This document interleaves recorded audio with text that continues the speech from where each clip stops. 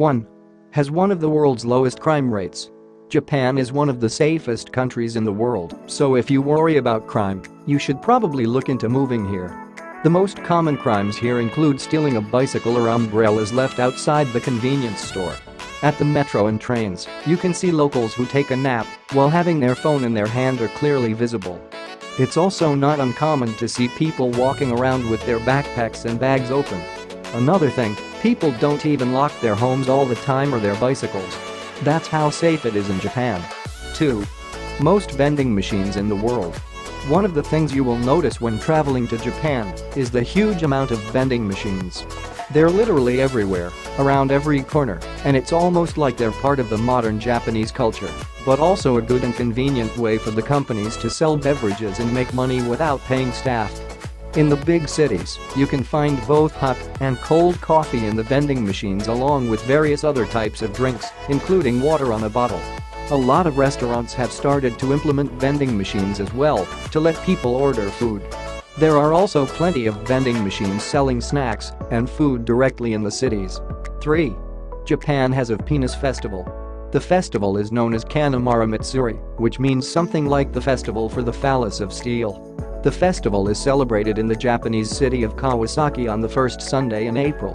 In short, just about everything, including candy, vegetables and decorations, have the shape of the male reproductive organ or other things related to fertility. 4. To take a power nap at work gets more and more common. Japanese people are working more than any other country in the world, and the working days are long. Since a couple of years back, some employers are letting their employees take a power nap at work to recharge and get more energy. It's pretty interesting, and overall I would say that power naps are very common in Japan, and you will constantly see people taking power naps on trains. 5. Fruit is one of the best gifts. Although fruit, in general, is getting cheaper to buy in Japan, the tradition from the past lives on. Back in the days, it was really expensive to buy fruits because only a handful of fruits grow naturally in Japan.